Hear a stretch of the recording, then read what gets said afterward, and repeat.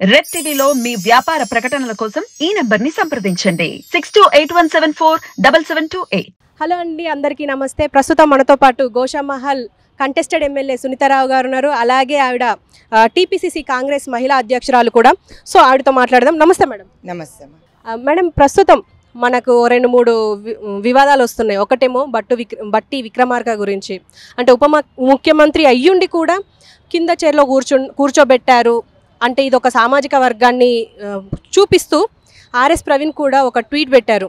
అందుకే మా పార్టీ వచ్చింది, మేము మా దళిత దాన్ని కాపాడుకోండి, సామాజిక వర్గాన్ని కాపాడడానికే మా వచ్చింది అని చెప్పేసి అన్నారు. సో మీరు దీని గురించి మీరేం చెప్తారు? ఆర్ఎస్ ప్రవీణ్ కుమార్ గారే కానీ బీఆర్ఎస్ పార్టీ వాళ్ళు మాట్లాడడం నేను ఖండిస్తాను. చూడమ్మా, సో ఈరోజు నిజంగా కూడా వాళ్ళు మాట్లాడడం అంటే నేను ఒకటే మాట మాట్లాడతాను. ప్రవీణ్ కుమార్ మాట్లాడిన మాటనే కానీ లేకపోతే బీఆర్ఎస్ పార్టీ మాట్లాడిన మాట నేను ఖండిస్తాను. ఉప ముఖ్యమంత్రిగా వారికి చాలా గౌరవం ఇచ్చాం. Is a senior most leader, CLP లీడర్గా ఉన్నారు. బట్టి అన్నగారు ప్రతి ఒక్కరికి కూడా ఆహ్వానం పలికి ఇంకా మేము రాకపోయినా కూడా ఆయన లేచి గౌరవం ఇచ్చి మహిళలకు ఇక్కడికి పెట్టి కూర్చోబెడతారు. అట్లాంటి వారి గురించి మీరు మాట్లాడి అదొక దళిత్ ట్యాగ్ పెట్టడం అనేది తప్పు అని నేను ఖండిస్తాను. ఒక మహిళా కాంగ్రెస్ అధ్యక్షురాలుగా వాళ్ళకి తెలియంది ఏంటంటే మైండ్ బ్లాక్ అయ్యి మైండ్ దుబ్బింది అనుకుంటా. వాళ్ళతో పాటు ఎందుకంటే బీఆర్ఎస్ నాయకులతో పాటు ప్రవీణ్ కుమార్ గారు అట్లా మాట్లాడడం శోచనీయం అనుకుంటా. ఎందుకంటే అక్కడ ప్లేస్ వేయడంలో ఎక్కడన్నా కుర్చీలు అన్నీ ఉండకపోవచ్చు. కింద మీద కుర్చీలు ఉన్నప్పుడు మా అన్న కూర్చున్నప్పుడు ప్రాబ్లం లేనప్పుడు ఈయనకి ఎందుకంట బాధ? ఇప్పుడు వీళ్ళకెందుకు బాధ? అదేమైనా కామెంట్ చేశారా? ఎక్కడ మా డిప్యూటీ సీఎం గారు ఆ విధంగా ఆలోచించారు. అట్లాంటి ప్రస్తావన రాదు. ఎస్సీ ఎస్టీ బీసీ మైనారిటీకి ఎప్పుడు కూడా పెద్దపీట వేసింది కాంగ్రెస్ పార్టీ. గతంలో కూడా ఇప్పుడు కూడా పేద ప్రజల సంక్షేమం కోసం పనిచేస్తుంది కాంగ్రెస్ పార్టీ. ఇక్కడ కుర్చీ పెద్దగుందా చిన్నగుందా ఆలోచించేది బీఆర్ఎస్ మైండ్ దొబ్బిన నాయకులకు మాత్రమే. ఎందుకంటే అక్కడ కల్వకుంట్ల చంద్రశేఖరరావు ఒక్కడే కూర్చుంటాడు. డిక్టేటర్షిప్ చేస్తున్న నిజాం ఒక్కడే కూర్చుంటుండే. కానీ అక్కడ కొడుకును కానీ బిడ్డను కానీ లేకపోతే ఇంకో మంత్రులను కానీ ఒక దళిత మంత్రివర్యులు ఆయన స్టేజ్ మీద ఎక్కి కూర్చుంటే ఏమయ్యా ఇక్కడ జరుగు అని చెప్పి నూకినోడు వాళ్ళు మహా గురించి మాట్లాడడం అనేది చాలా కూడా హాస్యాస్పదంగా ఉందని అనుకుంటాను. దీన్ని రాజకీయం చేయొద్దు, బుద్ధున్న వాళ్ళైతే ఇంకోసారి మాట్లాడొద్దు అని అంటాను.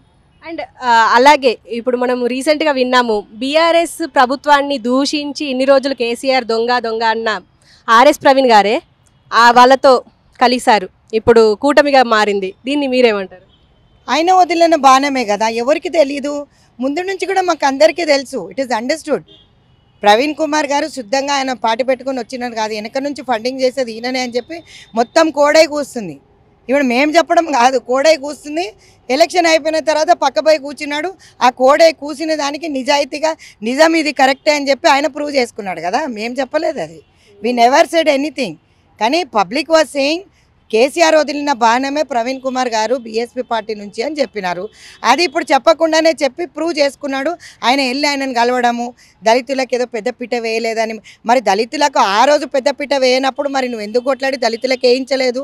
నీకు చిత్తశుద్ధి ఉంటే ప్రవీణ్ కుమార్ గారికి నేను అడుగుతాను, ఒకే మాట అడుగుతున్నాను, ఆ రోజు మీరెందుకు మాట్లాడలేదు? ఎందుకు వేయించలేకపోయినారు? ఈ రోజు ఆయన పక్కకు కూర్చుంటే వస్తుందా? ఇప్పుడు అది మునిగిపోయే పడవ, దాని పక్కన పోయి కూర్చోవాలనుకుంటే కూర్చోండి. ఎందుకంటే ఆయన వదిలిన బాణం కాబట్టి అక్కడ పోయి కూర్చుండు. మునుగుతిద్దరం కలిసి మునుగుదామని. ఆయన ఈ కార్డు పెట్టి మళ్ళీ ఈ విధంగా మాట్లాడడం, దళిత్ కార్డు పెట్టి మాట్లాడడం అనేది చాలా కూడా దరిద్రం అని నేను అనుకుంటాను. ఎందుకంటే ప్రవీణ్ కుమార్ అంటే కనీసం కొంచెం రెస్పెక్ట్ ఉండే. కేసీఆర్ పక్కకు కూర్చున్న తర్వాత ఆ రెస్పెక్ట్ కూడా జనాలలో ఖతమైపోయింది. ఎందుకంటే ఆయన ఈయన ఒకటే, ఇంకా మాకు న్యాయం అనేది జరగదు అని మా దళిత తమ్ముళ్ళకి చెల్లెళ్ళకి అందరు కూడా తెలిసిపోయింది. అండ్ ఇవాళ నిన్న కేటీఆర్ ఒక మాట అన్నారు, రేవంత్ రెడ్డి ఏపీ రాజకీయ నాయకుల బూట్లు నాకి పైకొచ్చిన వ్యక్తి అని చెప్పేసి అన్నారు. దీన్ని మీరు ఎలా ఖండిస్తారు?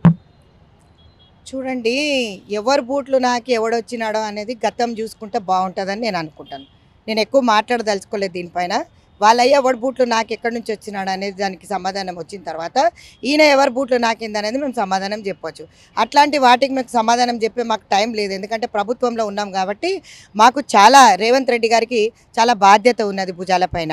6 గ్యారెంటీలతో పాటు మహిళా సంక్షేమంతో పాటు ఈరోజు పేద ప్రజలకు ఏ సంక్షేమ పథకాలు తీసుకురావాలి, 6 గ్యారెంటీలు ఏ విధంగా లబ్ధి చేయాలి, లబ్ధి పొందే విధంగా ప్రజల వద్దకు మేము వెళ్ళాలి, ప్రజలకు ఏ విధంగా మేము న్యాయం చేయాలి, 9.5 సంవత్సరాలలో ప్రతి ఒక్కరి జీవితంతో మాట్లాడి 1,500,000 నెత్తికి అప్పు పెట్టేసి ఈరోజు 7,500,000 కోట్ల అప్పులు చేసిన వాళ్ళకి ఈరోజు వాళ్ళ గురించి మాట్లాడుకోవడం నేను వేస్ట్ ఆఫ్ టైం అనుకుంటాను. బికాజ్ ఈ చిల్లర మాటలకు వాళ్ళకి టైం ఉండింటుంది, అపోజిషన్లో కూర్చున్నారు కదా, టైం ఉంటుంది చాలా, కానీ మాకు ఆ టైం లేదు. ఎందుకంటే ఒక అయ్యకు ఒక అబ్బకు పుట్టినట్టయితే గతంలో ఎవడు పుట్టి ఎవడు నాకినాడు అనేది వాళ్ళ గత చరిత్ర చూసుకున్న తర్వాత మా గురించి మాట్లాడితే బాగుంటుంది. సీఎం గారి గురించి మాట్లాడడము, వారి గురించి ఈ విధంగా అంటే ఏమంటారు మైండ్ దొబ్బిందని అనుకుంటాను. ఎవరైతే మాట్లాడుతున్నారో వాళ్ళు ఒకసారి ప్రక్షాళన చేసుకొని ఎవరు ఏ పార్టీల నుంచి వచ్చినారు, ఆంధ్రాలో బూట్లు ఎవరు నాకినారు, ఆంధ్రాలకు కాంట్రాక్ట్లు ఎవరు ఇచ్చినారు, మరి ఆంధ్రాలకు పెద్దపీట వేస్తే ఇప్పుడు కాళేశ్వరం ఎందుకు పర్యవాసింది, ఈరోజు మేడిగడ్డ ఎందుకు కుంగిపోయింది, ఆ ప్రాజెక్టులు అన్నీ కూడా ఏ ఆంధ్రాలకు కట్టి పెట్టినారు అనేది వాళ్ళు తెలుసుకొని మాట్లాడితే బాగుంటుందని నేను అనుకుంటాను. తర్వాత బూట్ల విషయానికి వస్తే ఇట్ వుడ్ బి బెటర్ అని నేను అనుకుంటా ఒక మహిళా కాంగ్రెస్ అధ్యక్షురాలుగా. Okay madam. అండ్ ఇంకొక విమర్శ ఏంటంటే రేవంత్ రెడ్డి గారి మీద, ఇప్పుడు ఈ పార్లమెంట్ ఎన్నికల తర్వాత ఆయన బీజేపీకి మారిపోతారు, ఖచ్చితంగా ఒక ఏక్నాథ్ షిండేగా మారబోతున్నారు అని చెప్పేసి కొంతమంది విశ్లేషకుల మాట అండ్ మీ ప్రతిపక్షం మాట, ఏమంటారు? నేనైతే అనుకోను, ఎందుకంటే వాళ్ళు మాట్లాడేదానికి ఇదే చెప్పినాను కదా ఇందాకనే, బీఆర్ఎస్ నాయకులు అందరికీ కూడా మైండ్ దొబ్బిందని. ఆయన బీజేపీకి పోతే ముఖ్యమంత్రి ఎట్లా అవుతాడమ్మా? ఇప్పుడు మేము ఎప్పుడే బీజేపీ సపోర్ట్ చేయలేదు. BJP is a national party and Indian National Congress వచ్చేసి Congress party is a national party. So we don't need anybody support now, we are in full swing. ఇంకా అక్కడి నుంచి మొత్తం దుకాణం ఖాళీ అయిపోయి మా దగ్గరకు వస్తున్నాను. ఆయన వేరే దగ్గరికి పోవాల్సిన అవసరం లేదు. ముఖ్యమంత్రి హోదాలో కూర్చున్న మనిషి గురించి ఆ విధంగా మాట్లాడడం తప్పు. ఏక్నాథ్ షిండే అంటారో లేకపోతే దోనాథ్ షిండే అంటారో మరి వాళ్ళకే తెలియాలి. ఎందుకంటే నేను ఇందాక చెప్పిన కదా, ఎర్రగడ్డ హాస్పిటల్ రెడీగా ఉన్నది, ఓపెన్ అయి ఉన్నాయి గేట్లన్నీ. ఎందుకంటే చాలామంది బీఆర్ఎస్ పార్టీలా జీర్ణించుకోలేకపోతున్నారు ఓటమి అని చెప్పేసి అని. బుద్ధి ఉన్న వాళ్ళు అయితే కొంచెం మంది కాంగ్రెస్ పార్టీకి వచ్చేసినారు. మైండ్ దొబ్బిన వాళ్ళందరూ కూడా ఎర్రగడ్డకు పోతే బాగుంటుందని నేను అనుకుంటా. ఎందుకంటే ఇవి అమలయ్యే పరిస్థితుల్లో లేవు. ఆయన బీజేపీ పార్టీ పోవడం అనేది కళ అనుకుంటాను నేను. ఎందుకంటే ఇట్లాంటి మాటలు ఎవరు మాట్లాడతారు? పని పాట లేని వాళ్ళు మాట్లాడతారు. ఆ పని కల్పించుకొని ప్రజా సమస్యలపైన దృష్టి పెట్టి ప్రజలకు ఏం కావాలనేది బీఆర్ఎస్ పార్టీ కానీ బీజేపీ పార్టీ నాయకులు చూసుకుంటే బాగుంటుంది అనుకుంటా. ఎందుకంటే ఇట్లాంటి వేస్ట్ ఆఫ్ టైం మాటలు మాట్లాడుకొని మీరు మా టైం వేస్ట్ చేయొద్దని కోరుకుంటా. ఎందుకంటే ప్రజలందరూ ఎదురు చూస్తున్నారు. ఈరోజు మహిళా కాంగ్రెస్ అధ్యక్షురాలు, ఒక కంటెస్టెడ్ ఎమ్మెల్యే, నా ఏరియాలో ఎంతమందికి రేషన్ కార్డులు ఇప్పగలుగుతాను, వైట్ రేషన్ కార్డులు ఇవ్వలేని పరిస్థితి వాళ్ళ 9.5 సంవత్సరాలలో. వాళ్ళు మా ముఖ్యమంత్రి గారి గురించి మాట్లాడడం నక్కకు నాగలోకానికి ఉన్న తేడా ఉంది అని నేను అనుకుంటా. మైండ్ దొబ్బిన తర్వాత ఇట్లాంటి మాటలు మాట్లాడుతుంటారు. అది మీలాంటి వాళ్ళు వచ్చి అడగడం బాగుండదు అనుకుంటా తల్లి. ఎందుకంటే నువ్వు ఒక చెల్లెవు, నీకు ఏ పథకాలు రావాలి? ఇందిరా మిల్లు రావాలా, 500 గ్యాస్ రావాలా, లేకపోతే ఫ్రీ బస్ పథకానికి ఒక కార్డు కావాలా, గ్యారంటీ కార్డు కావాలా?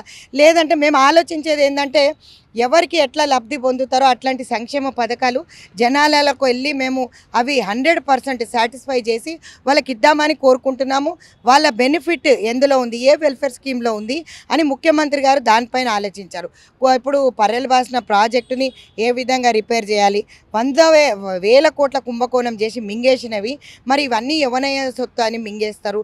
ప్రజలకు ట్యాక్సుల రూపకంగా జీఎస్టీ వ్యాట్లు దొబ్బి బీజేపీ కానీ బీఆర్ఎస్ కానీ ఈరోజు నిత్యావసర సరుకులు ఆకాశాన్ని అంటుతున్నాయి, గ్యాస్ ధరలు ఆకాశంలో ఉన్నది.